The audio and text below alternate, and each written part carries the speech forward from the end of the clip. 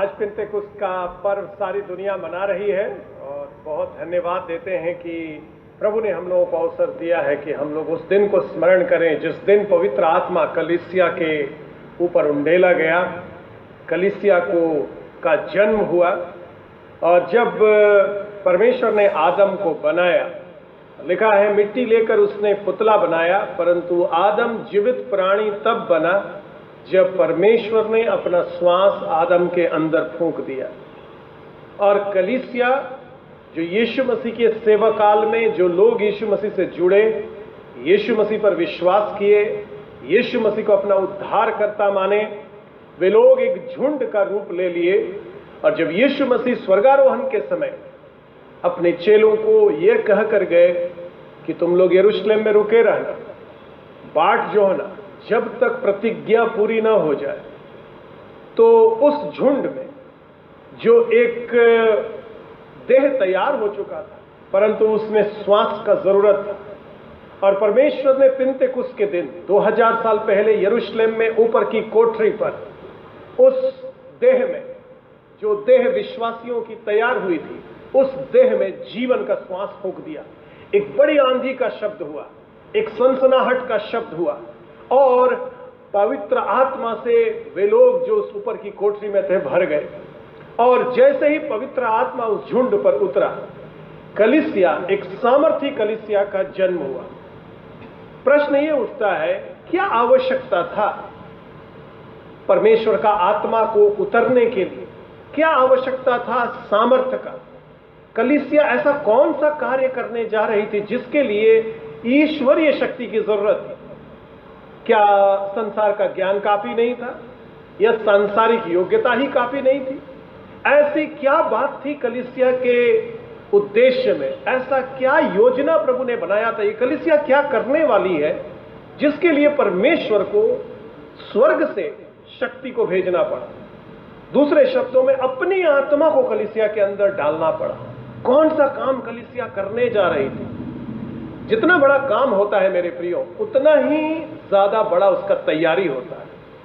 यदि किसी को झाड़ू लगाना सिखाना है तो आप 2 मिनट में झाड़ू लगाना सिखा सकते हैं, जिसने कभी झाड़ू नहीं लगाया। पर यदि किसी को ब्रेन का सर्जरी करना है, उस व्यक्ति को 10 साल 20 साल लग जाता है उस ब्रेन पर हाथ लगाने के लिए। जैसा कार्य वैसे उसका सामर्थ्य का जरूरत होता है। जितना बड़ा और जितना महत्वपूर्ण कार्य होगा, उतना बड़ा और उतना महत्वपूर्ण उसका ट्रेनिंग और उसका ज्ञान और उसका शक्ति उसको मिलना है। जितना बड़ा बोझ आपको उठाना है, उतना ताकतवर आपको होना है। कलीसिया ही एकमात्र ऐसा जीवित प्राणी बन गया जिसमें परमेश्वर ने अपना जीवन का श्वास फूंका, जिसको दुनिया का योग्यता या ज्ञान का जरूरत नहीं था अपने कार्य को पूरा करने के लिए, क्योंकि कलीसिया का जन्म परमेश्वर ने दिया। और यीशु मसीह ने उसके लिए कहा, मैं अपनी कलीसिया खड़ा करूंगा, यानी मैं कलीसिया को जन्म दूंगा। और जब यीशु मसीह का कलीसिया का जन्म हुआ तो परमेश्वर ने जीवन का श्वास उसके लिए अंदर इसलिए डाला क्योंकि यह कलीसिया नहीं चलेगी, नहीं बढ़ पाएगी, कोई कार्य नहीं कर पाएगी यदि परमेश्वर का सामर्थ्य उसमें ना हो, यदि उस महान और अद्वैत परमेश्वर का, सृष्टिकर्ता परमेश्वर का सामर्थ्य उस कलीसिया के अंदर ना हो। तो हमें इस बात को आज समझना पड़ेगा, जिस कलीसिया का हम भाग हैं, हम एक स्थानीय कलीसिया में पाए जाते हैं, परंतु हमारी स्थानीय कलीसिया एक सार्वभौमिक कलीसिया का एक अंग है। और सारी दुनिया में जितने भी लोग यीशु मसीह पर विश्वास करते हैं, उस यीशु मसीह का देह का अंग है। हमारे अंदर जो शक्ति है, हमारे अंदर जो सामर्थ्य है, वो सामर्थ्य किसी संस्था का सामर्थ्य नहीं है, वो सामर्थ्य किसी कॉलेज से प्राप्त किया सामर्थ्य नहीं है, वो ज्ञान किसी व्यक्ति के द्वारा पाया हुआ नहीं है, वो ट्रेनिंग किसी बाइबल कॉलेज में सीखा हुआ नहीं है। इस कलीसिया के अंदर जो सामर्थ्य कार्य करता है वो है परमेश्वर का आत्मा का सामर्थ्य। परमेश्वर का आत्मा इस कलीसिया में पाया जाता है। कलीसिया जीवित प्राणी बन गई और कलीसिया अब तेजी से आगे बढ़ेगी। हम लोग क्रिसमस मनाते हैं, हम लोग खजूर इतवार मनाते हैं, गुड फ्राइडे मनाते हैं, ईस्टर मनाते हैं, स्वर्गारोहण दिवस मनाते हैं और पेंतेकोस्त का पर्व मनाते हैं। इन सारे पर्वों में कौन सा पर्व सबसे महत्वपूर्ण है? अगर आप पर्वों को देखें तो सब पर्व महत्वपूर्ण है। यदि एक भी उसमें ना हो तो पूरा कहानी वो गड़बड़ हो जाएगा। पौलुस बोलता है यदि यीशु मसीह जी नहीं उठा तो हमारा विश्वास ही नहीं। ये सब चीज जरूरी है। यीशु मसीह देह को धारण करके जन्म लिया या बैतलहम में, ये जरूरी है। खजूर इतवार के दिन वो यरूशलेम में प्रवेश किया, ये भी बहुत जरूरी है। और भी ज्यादा जरूरी है जो यीशु मसीह क्रूस पर बलिदान हुआ, बहुत जरूरी है। और भी ज्यादा जरूरी जब यीशु मसीह मुर्दों में से जी उठा, और भी ज्यादा जरूरी क्योंकि वो स्वर्गारोहण उसका हुआ। अब हमारा एक वहां हमारे लिए निवेदन करने वाला है। परंतु यदि पेंतेकोस्त नहीं होता मेरे प्रियो, तो ये सारी घटनाएं एक उस कार के समान होती जो बहुत सुंदर तो है पर उसमें तेल नहीं है। आप कोई कार खरीद ले, चाहे वो होंडा की हो, चाहे मारुति की हो, चाहे मर्सिडीज की हो, कितना भी महंगा कार हो, यदि पेट्रोल नहीं डालेंगे तो वो चलेगा नहीं। पेंतेकोस्त को समझने के लिए इसको समझना पड़ेगा।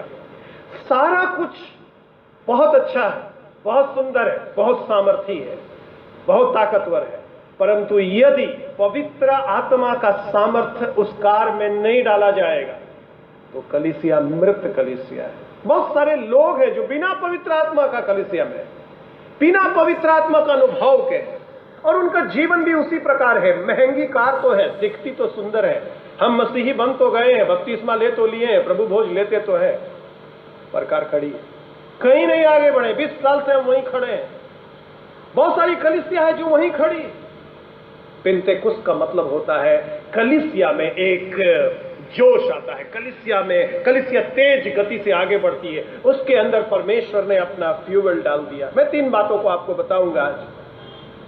पेंतेकोस्त ने क्या किया कलीसिया के साथ। और जब पवित्र शास्त्र वचन से आप पढ़ेंगे तो प्रेरितों के काम उसका पहला अध्याय में यीशु मसीह अपने चेलों से कहते हैं, रुके रहना जब तक प्रतिज्ञा पूरी ना हो जाए। कौन सी प्रतिज्ञा की बात कर रहा है यीशु मसीह? यीशु मसीह बात कर रहा है वो प्रतिज्ञा जो यीशु मसीह ने स्वयं किया। यूहन्ना उसका 4 अध्याय, मैं जाऊंगा, अच्छा है कि मैं जाऊं, क्योंकि जब मैं जाऊंगा तो मैं पवित्र आत्मा को तुम्हारे पास भेजूंगा और वो तुम्हारे अंदर रहेगा। यूहन्ना बपतिस्मा देने वाले 3 साल पहले ये भविष्यवाणी किया, मेरे बाद जो आएगा वो पवित्र आत्मा से तुमको बपतिस्मा देगा। पर केवल अभी पिछले सप्ताह की भविष्यवाणी या 3 साल पहले की भविष्यवाणी की बात नहीं है, 700 साल पहले। आप योएल नबी किताब में जब चले जाएंगे तो आप पाएंगे वहां उसने लिखा, उन बातों के बाद मैं अपना आत्मा सब प्राणियों पर उंडेलूंगा। अपना आत्मा में सब, ये प्रतिज्ञा परमेश्वर किया था। बेटे बेटी, दास दासी, बुजुर्ग जवान, बच्चे, सबके ऊपर मैं अपनी, ये प्रतिज्ञा परमेश्वर का प्रतिज्ञा है। और ये पेंतेकोस्त प्रतिज्ञा पूरा होने का दिन है। खुशी मनाना है हम लोगों को। मेरा परमेश्वर, आपका परमेश्वर जो प्रतिज्ञा करता है, चाहे 700 साल बीत जाए, चाहे 3 साल बीत जाए, चाहे 1 हफ्ता बीत जाए, वो पूरा करेगा। प्रतिज्ञा पूरा करने वाला परमेश्वर है। और जो प्रतिज्ञा उसने किया था अक्षरशः उसने पेंतेकोस्त के दिन पूरा कर दिया। केवल योएल नबी ने 700 साल पहले यशाया ने भविष्यवाणी की, तुम्हारे वंश पर मैं अपना आत्मा उंडेलूंगा। केवल यशाया ने, यहेजकेल ने भविष्यवाणी किया, एक नया आत्मा तुम्हारे अंदर में उंडेलूंगा। और केवल 700 साल पहले नहीं, मैं मेरे प्रिय परमेश्वर का दास मूसा, जब उसके ऊपर पवित्र आत्मा उतरा, परमेश्वर वहां उसके आत्मा में से लेकर 70 लोगों के ऊपर आत्मा डाल दिया। और लिखा है 2 जन छावनी में भविष्यवाणी करने लगे, पवित्र आत्मा उनके ऊपर आ गया। और एक व्यक्ति आता है और बोलता है उन लोगों को रोको क्योंकि वो लोग छावनी में भविष्यवाणी कर रहा है। वहां पर परमेश्वर का दास बोलता है, क्या भला होता कि यहोवा का सारा प्रजा भविष्य। परमेश्वर का दास का ये प्रार्थना था वहां पर हजारों साल पहले, प्रभु ऐसा दिन आने दे सबके ऊपर पवित्र आत्मा उंडेला जाए, बच्चों के ऊपर, बड़ों के ऊपर, महिलाओं के ऊपर, पुरुषों के ऊपर, बुजुर्गों के ऊपर पवित्र आत्मा उंडेल दिया जाए। हजारों साल पहले का ये प्रार्थना परमेश्वर भविष्यवाणी के रूप में लेकर के आया। और आज वो दिन है जब मूसा का प्रार्थना को परमेश्वर ने पूरा कर दिया। सारे यहोवा की प्रजा, सारे परमेश्वर के लोग, जितने भी लोग यीशु मसीह पर विश्वास करेंगे, उनके ऊपर पवित्र आत्मा भरपूर भरपूरी के संग परमेश्वर 2000 साल पहले उंडेल दिया ऊपर की कोठरी, और परमेश्वर चाहता है उसका अनुभव हम लोग आज करें। जो भविष्यवाणी योएल नबी ने 2 अध्याय में किया 28 और 29 पद में, सब प्राणियों पर पवित्र आत्मा उंडेला जाएगा, उसका एक संदर्भ है वहां पर, और वो संदर्भ है बहुत ही घनघोर स्थिति है वहां पर। और लिखा है टिड्डियों के हमलों से सब कुछ तहस नहस हो गया, विनाश। आज जो परिस्थिति में ये दुनिया जा रही है, ये उसी टिड्डियों के हमले जैसा विनाश सारी दुनिया में पाया जाता है। और अगर आप योएल नबी के पुस्तक से देखेंगे तो वहां पर लिखा है 2 अध्याय में, उपवास के साथ रोते पीटते हुए फिर कर मेरे पास आओ, अपने मन ही को फाड़ कर मेरे पास आओ, क्योंकि वो अनुग्रहकारी है, विलंब से क्रोध करने वाला है, और वो दुख देकर पछताने वाला। नरसिंगापुर को उपवास का दिन ठहराओ, महासभा का प्रचार करो, लोगों को इकट्ठा करो, सभा को पवित्र करो, पुर्नियों को बुला लो। ये जो संदर्भ है मेरे प्रियो, परमेश्वर के पास वापस लौटने का संदर्भ है। पूरा पहला अध्याय और दूसरा अध्याय जब आप पढ़ेंगे तो आप पाएंगे कि लोग बहुत डरे हुए, घबराए, क्योंकि सब कुछ खत्म हो गया, सब कुछ बर्बाद हो गया। आज के परिस्थिति में नौकरी चला गया है, फैक्ट्री बंद हो गया है, अनाज नहीं है, पैसा नहीं है, सब कुछ समाप्त हो गया। परमेश्वर बोल रहा है मन फिराओ, वापस आओ मेरे पास। और देखिए उसका जो उसके बाद परमेश्वर वायदा करता है, मत डरो। पिंतेकुस्त के दिन का संदर्भ भी यही था, डरा हुआ चेला लोग था, मालूम नहीं यीशु मसीह चला गया, अब इस आंदोलन का क्या होगा, इस अनंत जीवन के वचन का क्या होगा। परमेश्वर बोलता मत डरो। यीशु मसीह आकर के अपने चेलों को बोलता मत डरो, प्रार्थना करो, मिले रहो, रुके रहो, बाट जोते रहो, प्रतिज्ञा पर बाट जोते रहो, विश्वास करते रहो, मत डरो, क्योंकि परमेश्वर बड़ा बड़ा काम करेगा। परमेश्वर बड़ा बड़ा काम करेगा। देखिए कब पवित्र आत्मा उंडेला गया, कब भविष्यवाणी आई पवित्र आत्मा उंडेला जाने के लिए। और उसके बाद लिखा है आनंद करो, परमेश्वर वर्षा भेजने वाला है। परमेश्वर पहला वर्षा से भी ज्यादा सामर्थी वर्षा भेजने, आउटपोरिंग ऑफ रेन। परमेश्वर एक बड़ा वर्षा भेजने जा रहा है, और तुम्हारा खलियान भर जाएगा, और जो कुछ टिड्डी ने खाया था वापस लौट जाएगा। और उसके बाद 21 पद के बाद 28 पद में लिखा, उन बातों के बाद मैं सब प्राणियों पर अपना आत्मा हूं। पिंतेकुस्त का जो संदर्भ है मेरे प्रियो, वो संदर्भ है उस भावना का जो चेले लोग जिस संदर्भ में थे, और आज वही संदर्भ है। इसलिए पिंतेकुस्त बहुत सामर्थ्य पिंतेकुस्त है, क्योंकि हम लोग योएल नबी के जमाने के समय में जी रहे हैं। ऐसा लग रहा सब लोग डरा हुआ। परमेश्वर बोल रहा मत डरो, मन फिराओ, अपने वस्त्र को नहीं मन को फाड़ कर मेरे पास आओ, महासभा का प्रचार करो, प्रार्थना में समय बिताओ, उपवास करो, और मैं सब प्राणियों पर अपना आत्मा उंडेलूंगा। आज सारी दुनिया में आत्मा के लिए प्रार्थना हो रहा है। आज सारी दुनिया चूंकि भयभीत है, हमारे पास वो दिव्य सामर्थ्य और शक्ति है जिससे हम परमेश्वर से ये मांग रहे, परमेश्वर आपका पवित्र आत्मा इतना सामर्थ्य के संग इस विश्व पर उंडेला जाए। आज इस पिंतेकुस्त को जब हम लोग याद कर रहे हैं कि इस वर्षा से वो जो कुछ हमारा बर्बाद हुआ है, एक बार फिर से सब कुछ भर जाए, जैसे आपके वचन में आपने कहा है। ये बाढ़ है मेरे भाई, पवित्र आत्मा का उतरना बाढ़ के समान है। अगर आप बाढ़ देखे हैं तो बाढ़ एक चीज है बाहर खड़ा होकर देखना, और एक और चीज है बाढ़ में अंदर चला जाना। जब समुद्र में मैं गया पहली बार, जब नाव में चढ़कर समुद्र के अंदर जाने का मौका मिला, तो समुद्र का जो ताकत है वो आपको कंट्रोल से बाहर कर देता है, आपका नाव का कंट्रोल से भी बाहर कर, पानी आपके ऊपर, उसके लहरों से पानी आपके ऊपर। और जब हम लोग गए, लोग हमारे नाव में चिल्ला रहे हैं। यही होता है जब पवित्र आत्मा उतरता है मेरे प्रियो, वो बाढ़ के समान है। इतना शक्ति है उसके अंदर कि लोग गिर जाते हैं, लोग अपनी भाषा भूलकर अन्य भाषा बोलने लगते हैं, चमत्कार होने लगता है, लोग बेसुध हो जाते हैं, क्योंकि पवित्र आत्मा बाढ़ के समान है। भरपूरी के संग आपको वो भर देता है, परंतु उस भरपूरी में परमेश्वर सृजनात्मक कार्य करने के लिए हम लोगों को भरता है। और परमेश्वर के वचन में यह लिखा हुआ है मेरे प्रियो कि 1 कुरिन्थियों 14:3 में ये भविष्यवाणी जब होगा तो लोगों का उन्नति होगा, लोग शांति पाएंगे और उपदेश पाएंगे। नए नियम में भविष्यवाणी का स्वरूप बदल गया। भविष्यवाणी केवल ये नहीं है भविष्य की बात बताना, हाँ वो तो है ही, परंतु नए नियम में जो भविष्यवाणी है प्रमुखता से वो ये है कि आपके वचनों से लोगों को आप निर्माण करेंगे, लोगों का उन्नति कराएंगे, लोगों के लिए शांति का कारण बनेंगे। और जब योएल नबी ने कहा कि तुम्हारे बेटे और बेटी भविष्यवाणी करेंगे, तुम्हारे पुरनिये स्वप्न देखेंगे, तुम्हारे जवान दर्शन देखेंगे, तुम्हारे दास दासियों पर, उसका अर्थ यह होता है कि अब भविष्यवाणी केवल कुछ प्रोफेशनल भविष्यवक्ताओं का कार्य नहीं। कुछ लोग अपने नाम के आगे लिखते हैं भविष्यवक्ता, परंतु नया नियम का शिक्षा में कोई एक भविष्यवक्ता या कुछ भविष्यवक्ता नहीं है, क्योंकि परमेश्वर ने भविष्यवाणी करने का जो वरदान है, जो पवित्र आत्मा जो भविष्यवाणी कराता है, वो सबके ऊपर उंडेल दिया। बच्चे के ऊपर, बुजुर्गों के ऊपर, जवानों के ऊपर, कलीसिया में जितने लोग बैठते हैं। और वो भविष्यवाणी कैसा होता है? वो भविष्यवाणी होता है दूसरों को उन्नति कराने वाला, दूसरों को शांति देने वाला। जिस दिन पवित्र आत्मा परमेश्वर का इस दुनिया में उतरा, इम्मानुएल जो यीशु मसीह का नाम था, परमेश्वर हमारे साथ, अब परमेश्वर हमारे अंदर हो। क्योंकि पौलुस कहता है अपने पत्री में, तुम पवित्र आत्मा का मंदिर हो गए, तुम परमेश्वर का मंदिर हो गए। तो दूसरे शब्दों में यह है, यीशु मसीह जब आया तो हमारे बगल में खड़ा था। यीशु मसीह अंदर प्रवेश नहीं कर पा रहा था, क्योंकि वो एक देह में था, एक जगह एक बार में उपस्थित हो सकता था। पर यीशु मसीह बोला, बेहतर है मैं ऊपर जाऊं, क्योंकि जब मैं ऊपर जाऊंगा तो मैं वापस आऊंगा, और वापस आऊंगा तो सबके अंदर में रहूंगा। और अब परमेश्वर हमारे अंदर है। तो जो पवित्र आत्मा से भरा हुआ लोग है, वो चर्च वो स्वयं है। चर्च भवन में हम लोग जाते हैं आराधना का, परंतु याद रखिए, जहां कहीं भी हम जाते हैं वहां कलीसिया है, वहां आराधना है। चाहे हमारे कार्यस्थल पर, चाहे हमारे घर में, हमारे गांव में, हमारे जहां कहीं भी हम जाते हैं, सुबह और शाम परमेश्वर की आराधना होती। जब कलीसिया भवन बंद हो गया अभी 2 महीने से, जो पवित्र आत्मा से भरा हुआ लोग हैं, उन लोगों को कोई फर्क नहीं पड़ता।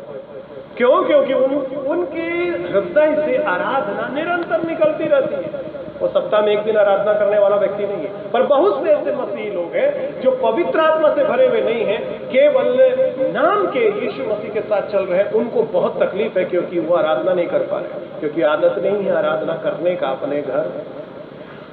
पेंटेकोस्त का मतलब है आराधनालय। अब न पहाड़ पर, न यरूशलेम मंदिर में। यीशु मसीह बोला था सामरी स्त्री को, अब आराधना आत्मा और सच्चाई से होगा। अब आराधना तुम जहां है वहीं शुरू हो जाएगा। पेंटेकोस्त का दिन ने आराधना के उस लोकेशन को तोड़ दिया, जो व्यवस्था था उसको समाप्त कर दिया आराधना के संबंध में। हाँ, हम लोग कलीसिया भवन में जाते हैं क्योंकि वहां पर सब मिलकर के ज्यादा जगह होता है, परंतु केवल वही एकमात्र जगह नहीं आराधना का। पवित्र आत्मा जो हमारे अंदर आ गया तो हम मंदिर बन गए, और हमारे अंदर से आराधना जहां हम हैं, जिस दिन भी हम हैं, सुबह हो शाम हो।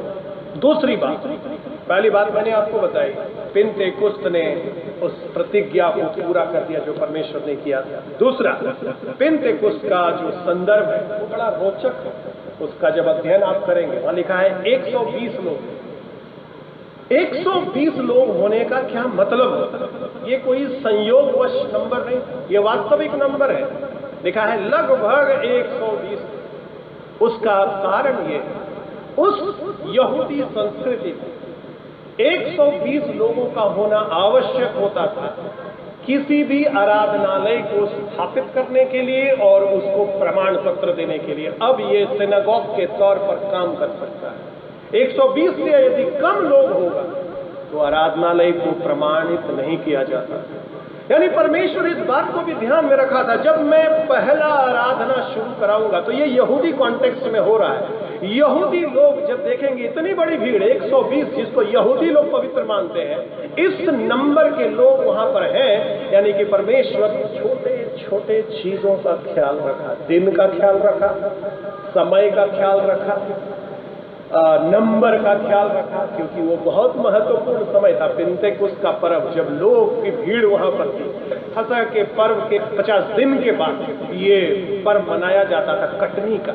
और आज कटनी कटेगी, पहला कलीसिया का जन्म होने जा रहा है, और वो जन्म पवित्र आत्मा के द्वारा से होने जा रहा है। परमेश्वर फूंकने जा रहा है, अपना श्वास कलीसिया के अंदर डालने जा रहा है। कलीसिया आज खड़ी होगी, और कलीसिया जब जन्म लेगी, पहले ही दिन 3000 लोग कलीसिया में जुड़ेंगे 120 लोगों के साथ। परमेश्वर उस संदर्भ में के साथ काम किया। लिखा है एक साथ थे वे लोग, 2 अध्याय का पहला पद में, एक साथ टुगेदर, और पहला अध्याय का 15 पद में लिखा है, 14 पद में, एक चित्त थे वो। 120 लोग थे, एक साथ थे, एक चित्त थे। एक साथ होना अलग बात है, एक चित्त होना अलग बात है। हम एक साथ एक घर में रह सकते हैं, पर हम विभाजित हैं। एक चित्त होने का मतलब है हम एक हैं, संगठित हैं। और ध्यान दीजिएगा, जब पवित्र आत्मा उतरा है कलीसिया, जब उंडेला गया है, तो वहां पर एकता का संदर्भ है। पवित्र आत्मा एक करने वाला आत्मा है, एक ही आत्मा हम सबको पिलाया गया। और जब हम अपने परिस्थिति में एकता लाते हैं, पवित्र आत्मा कार्य करता है। दूसरे शब्दों में, यदि आपके संगठन में या आपके समूह में या आपके परिवार में एकता है, तो पवित्र आत्मा है। वो पवित्र आत्मा का होने का प्रमाण देता है। 120 लोग एक साथ एक चित्त होकर के प्रार्थना कर रहे थे, और परमेश्वर ने उन पर एक ही आत्मा उंडेला, पर उसका प्रगटीकरण भिन्न भिन्न था। लिखा है 16 प्रकार की भाषा वहां पर लोग बोल रहे थे। यदि आप मेरे साथ देखेंगे प्रेरितों के काम और उसका 2 अध्याय, और वहां पर ऐसा लिखा है कि जब वे लोग पवित्र आत्मा से भर गए, वे अन्य भाषा बोलने लगे, और लोग चकित होकर के आ गए और बोलने लगे, ये लोग तो गलील का लोग हैं, ये लोग तो गलील का भाषा बोलना चाहिए, पर ये हमारी जन्मभूमि की भाषा बोल रहे हैं।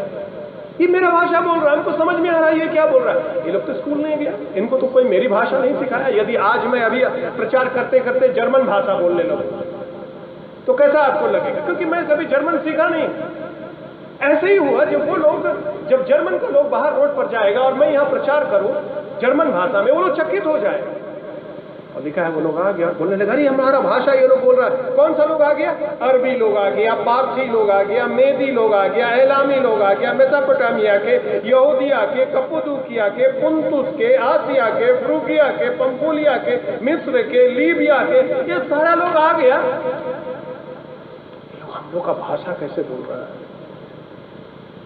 एक बड़ा संकेत है इसके द्वारा परमेश्वर ने, जब पवित्र आत्मा कलीसिया पर उतरा, तो ये यहूदियों की जागीर नहीं है। ये कलीसिया सार्वभौमिक कलीसिया है। ये कलीसिया अलग अलग तरह से अलग अलग भाषा में प्रगटीकरण होगा इस कलीसिया का। ये कलीसिया एक ही तरह का गाना सारा दुनिया में नहीं गाएगी। ये कलीसिया एक ही तरह से प्रचार सारी दुनिया में नहीं करेगी। अलग अलग शैली में लोग गाना गाएंगे, अलग अलग राग में लोग गाना गाएंगे, अलग अलग दिखाई देगी ये कलीसिया, अलग अलग भाषा बोलेगी, पर ये सारी मिल करके प्रभु का महिमा के लिए कार्य करेगी। क्योंकि यदि आप वहां पर पढ़ेंगे, अलग अलग भाषा ये लोग बोल रहे हैं, परंतु पद 11 में लिखा हुआ है, उन्होंने अपनी अपनी भाषा सुनी, पर उन भाषाओं में सब लोग ये बोल रहा है, ये लोग परमेश्वर का बड़े बड़े कामों की चर्चा कर रहे हैं। यानी कि अरबी भाषा में भी परमेश्वर का चर्चा हो रहा, पारसी भाषा में भी परमेश्वर का चर्चा हो रहा, मेसोपोटामिया की भाषा में भी परमेश्वर का चर्चा हो रहा। कहीं भी रहेगी कलीसिया, कैसा भी स्वरूप होगा कलीसिया का, गाना कैसा भी गाएगी, सुर में गाएगी, ताल में गाएगी, नहीं गाएगी, पर याद करिए सारी कलीसिया मिलकर परमेश्वर के बड़े बड़े कामों की चर्चा करेगी। बहुत सारी कलीसिया है जो अपने कामों की चर्चा करती, बहुत सारे परमेश्वर के लोग हैं जो अपने कार्यों की चर्चा करते हैं, पवित्र आत्मा नहीं है। बहुत सारी कलीसिया है जो अपने आप को सारी कलीसिया से सर्वश्रेष्ठ समझती है, पवित्र आत्मा नहीं हो। क्योंकि पवित्र आत्मा अलग अलग प्रकार से अलग अलग लोगों के अंदर काम करता है, भिन्न भिन्न वरदान देता है, भिन्न भिन्न तरीका देता है, पर उद्देश्य एक ही होता है, परमेश्वर का बड़ा बड़ा काम का चर्चा करेंगे हम।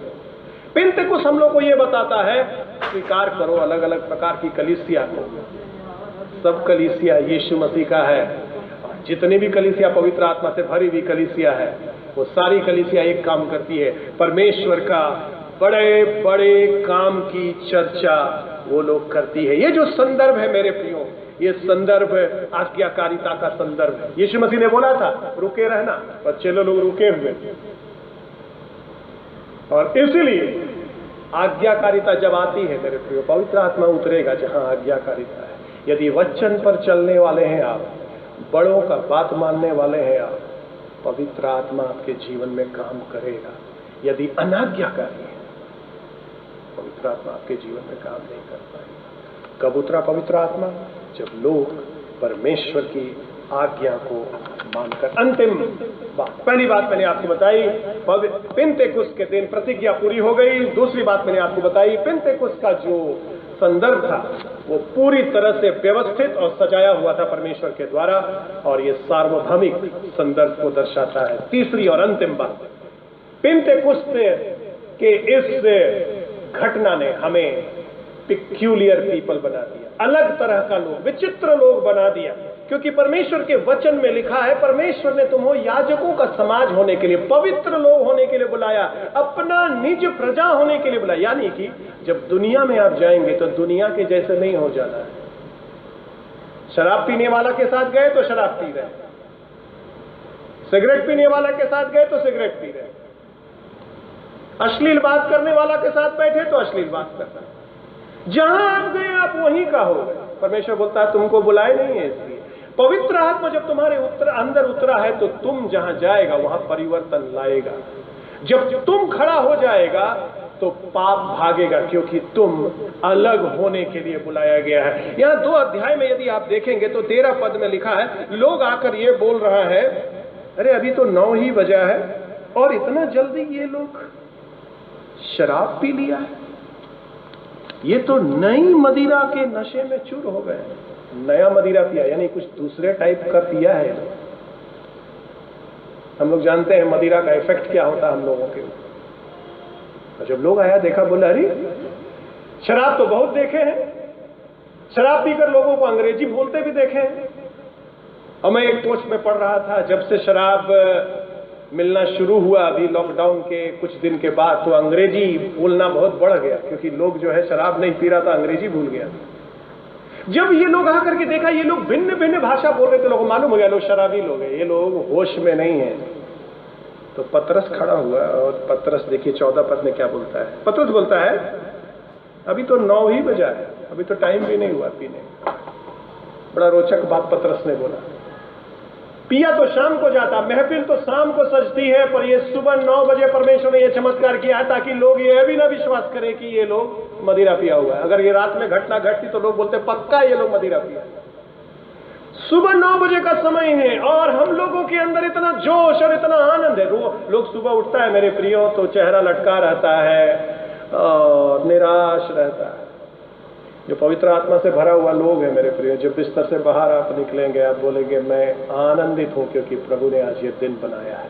परमेश्वर का स्तुति से भर जाते हैं, परमेश्वर की महिमा का गुणगान करते हैं। हम लोग दिन में क्या क्या होने वाला उससे डरते नहीं हैं, क्योंकि पवित्र आत्मा हमारे अंदर में है। हम लोगों को विचित्र लोग होने के लिए बुलाया गया है। जहां हम जाएंगे परमेश्वर का सामर्थ और उसके आनंद और उसकी महिमा का हम प्रचार करेंगे।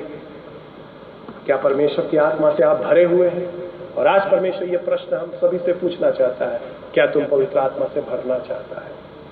छिड़काव वाला पवित्र आत्मा नहीं, डूबने वाला पवित्र आत्मा। जब तुम पूरे तौर से पवित्र आत्मा की गिरफ्त में आ जाएगा, जब तुम पूरे तौर से परमेश्वर के बातों को सोचेगा और बोलेगा, इतना तुम भीग जाएगा पवित्र आत्मा से, इतना तुम भर जाएगा पवित्र आत्मा से कि जब तुम रास्ता में चलेगा तो भी पवित्र आत्मा बात करेगा। जब तो लोग तुमको मेरे कारण सताएगा उस समय भी तो तुम लोगों को आशीष देगा, लोगों की क्षमा के लिए, क्योंकि तुम पवित्र आत्मा से भरा हुआ व्यक्ति। जब यीशु मसीह को लोग सताने लगा, मारने लगा, यीशु मसीह उनको अब शब्द नहीं कहता, यीशु मसीह कहता पिता इनको क्षमा कर, क्योंकि ये पवित्र आत्मा से भरा। ये विचित्र आदमी है और लोग चकित हो गए, कौन सा आदमी है ये, अपने लिए भी बचाव के लिए कुछ नहीं बोल रहा है। पवित्र आत्मा से भरने का मतलब है मेरे प्रियो, बाहर जाना पड़ेगा। जितने भी लोग पवित्र आत्मा से भरे गए पेंटिकोस्ट के दिन, ये लोग अंदर नहीं बंद है, ये लोग अपने वरदान के साथ आकर बाहर खड़े हो गए और बड़ी भीड़ जमा हो गई। अभी लोग डर नहीं लग रहा और गवाह बन। यीशु मसीह बोला था 1:8 में, जब पवित्र आत्मा तुम पर उतरेगा तुम मेरे गवाह बनोगे। यरूशलेम में, यहूदिया में, सामरिया में, दुनिया के छोर पर। आज हम और आप इस प्रचार को ना कर रहे होते ना सुन रहे होते, क्योंकि हम लोग भारत में जन्म हुआ हमारा। यदि पवित्र आत्मा नहीं उतरा होता तो ना हम होते और ना हम आप होते यीशु मसीह की आराधना, क्योंकि वो पेट्रोल ही नहीं मिलता कार को जो भारत पहुंच पाता। जब पवित्र आत्मा उतर गया तो वो कार जब चालू हुई, यरूशलेम से वो कार रुकी नहीं, पूरा प्रेरितों के काम आप देखेंगे बाढ़ के समान बह रहा है और बलपूर्वक रोम तक पहुंच गया, जो दुनिया का उस समय सर्वशक्तिशाली केंद्र था, और भारत तक पहुंच गया, और हम लोग उसका गवाह है। परमेश्वर का वचन भारत पहुंच गया पिंतेकुस्त के कारण। पिंतेकुस्त ने कलीसियाई इतिहास को बदल करके रख दिया। पिंतेकुस्त ने आप और हमको वो सामर्थ दिया है, हमें रुकना नहीं है, हमें प्रचार करना है, हमें गवाह बनना है। अब तो घर से बाहर जाने का भी जरूरत नहीं, ऐसा टेक्नोलॉजी प्रभु ने दे दिया है जिसके द्वारा मैं आपके पास पहुंच रहा हूं, और रांची में और विभिन्न जगह पर, भारत में कई जगह पर आप मुझे सुन रहे हैं टेक्नोलॉजी के द्वारा से, और आपके पास भी ये टेक्नोलॉजी है। अपनी गवाही को प्रसारित कीजिए, यीशु मसीह के वचन को बताइए, और क्योंकि पवित्र आत्मा इसीलिए दिया गया है, इसलिए नहीं कि हम उछले कूदे नाचे गाएं बहुत खुश हो और क्रिसमस में हम डांस करें, इसलिए कि हम यीशु का प्रचार दुनिया के कोने कोने पर करेंगे। पवित्र आत्मा का इस दुनिया में आने का एकमात्र मतलब है हम लोग गवाह बनेंगे, यीशु का सामर्थी गवाह बनेंगे। उस कार्य को करने के लिए परमेश्वर ने हम लोगों के अंदर आग डाल दिया है, बाढ़ भेज दिया है। यीशु मसीह ने बोला तुम्हारे अंदर से जल की नदियां बह निकलेगी, जो तुम्हारे पास आएगा वो भीग जाएगा, और वो आग जो तुम्हारे अंदर है वो आग अंधकार की शक्ति को जला डालेगा। दोनों चीज होगा मेरे प्रियो, जल भी है और आग भी है, दोनों विपरीत चीज है, दोनों एक साथ नहीं रहता है। पर पवित्र आत्मा के हमारे अंदर आने से ये दोनों चीज एक हो गया है। हमारे अंदर जीवन की जल की नदी है, वो जीवन की जल की नदी हमारे अंदर से निकलती है, जो पवित्र आत्मा ने हमको दिया है, वो सूखने वाली नहीं है, वो हमेशा बहती रहती है। जहां कहीं भी हम जाएंगे वहां पर जीवन के जल की नदी लोगों को जीवन प्रदान करेगी, पर केवल जीवन प्रदान नहीं करेगी, जो आग प्रभु हम लोगों के अंदर दिया है, पाप को जलाकर राख कर देंगे हम लोग, अंधकार की शक्ति को गिरा डालेंगे हम लोग, अंधकार की शक्ति जो इस वातावरण को घेरे हुए उसको गिरा डालेंगे, जो महामारी संसार को घेरे हुए उसको गिराने का सामर्थ केवल यीशु मसीह की कलीसिया के पास है, और इसलिए है वो सामर्थ क्योंकि हमारे अंदर पवित्र आत्मा है। आइए अपनी आंखों को बंद करेंगे, प्रभु के सामने समर्पण करेंगे। प्रभु, आज मैंने सुना पिंतेकुस्त का मतलब है गवाह बनना। पिंतेकुस्त का मतलब नहीं है पेंटिकॉस्टल होलीनेस कहलाना। पिंतेकुस्त का मतलब है गवाही देना, लोगों को यीशु मसीह के बारे बताना, लोगों को यीशु के पास ले आना। यदि ये हम नहीं कर रहे हैं तो पवित्र आत्मा हमारे अंदर नहीं है, क्योंकि पवित्र आत्मा का यही काम है। पवित्र आत्मा हमको कार देने और घर देने के लिए नहीं आया, हाँ वो देता है, पर उसका उद्देश्य है यीशु के पास लोग आएंगे। आइए समर्पण करें आज। ये पिंतेकुस्त मेरी जिंदगी को बदल दे।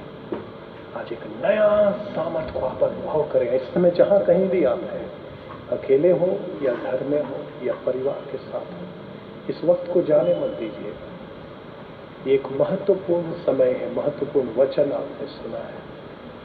ये मेरा वचन नहीं, ये किसी संस्था का नहीं है, ये परमेश्वर का वचन है। और प्रभु ये चाहता है हम सब गवाह बन जाएं, भविष्यवाणी करना शुरू करिए। आप बोलेंगे पास्टर मैं कैसे भविष्यवाणी करूं? वचन में लिखा है बेटे और बेटी भविष्यवाणी करेंगे, पुरनिये लोग स्वप्न देखेंगे, जवान लोग दर्शन देखेंगे। मैं तो आज तक भविष्यवाणी नहीं किया हूं, आप कहेंगे। परमेश्वर बोलेगा करेगा, यदि तू लोगों का उन्नति कराएगा, लोगों को उत्साहित करेगा, लोगों को शांति दायक वचन, क्योंकि पवित्र आत्मा तुम्हारे अंदर है। यही कार्य के लिए पवित्र आत्मा दिया गया। अपनी आंखों को बंद करी प्रार्थना करेंगे। पवित्र परमेश्वर, हम प्रार्थना करते हैं ये पिंतेकुस्त का पर्व जो हम लोग मना रहे हैं, प्रभु हमारे जीवन के लिए सामर्थ का कार्य हो जाए। एक एक बच्चे, जवान, बड़े बुजुर्ग जो मेरी आवाज को सुन रहे हैं, प्रभु उनके जीवन में भविष्यवाणी का वरदान बहुतायत से उतरे। प्रभु हर एक कलीसिया परमेश्वर इन दिनों में यीशु को प्रदर्शित करने वाली कलीसिया बने। पवित्र आत्मा का सामर्थ हर कलीसिया के अंदर आ जाए। यीशु मसीह आपका नाम हम लोगों के द्वारा ऊंचा हो। प्रभु हालेलुया। हम यीशु को प्रकट करें। नशे में हम नहीं हैं, हमने पवित्र आत्मा को पी लिया है, पवित्र आत्मा से भर गए हैं, इसलिए यीशु यीशु बोलते रहते हैं, इसलिए यीशु का प्रकटीकरण करते रहते हैं। लोग मना करता है मत बोलो यीशु का नाम, और फिर भी बोलते रहते हैं, क्योंकि पवित्र आत्मा हमारे अंदर भरा है। और पवित्र आत्मा हमको एक ही चीज के लिए दिया गया है, गवाह बनने के लिए। बताएंगे यीशु के बारे, जहां भी जाएंगे यीशु के बारे बताएंगे और कहेंगे यीशु आपसे प्यार करता है, प्रभु हर एक जन को आशीष दीजिए। आज का दिन अनुभव दीजिए पवित्र आत्मा का, जिनको अनुभव नहीं मिला है पवित्र आत्मा का, जो भरे नहीं गए हैं, भर दीजिए इस समय यीशु मसीह के नाम में मैं प्रार्थना कर रहा हूं। मैं इस समय आशीष दे रहा हूं प्रभु, हर एक परिवार, हर एक घर, हर एक व्यक्ति के अंदर तेरा सामर्थ भरपूरी के संग उतरे। यीशु मसीह के नाम से मांगते हैं, ऐसा ही प्रभु आप सबको बहुत आशीष दें।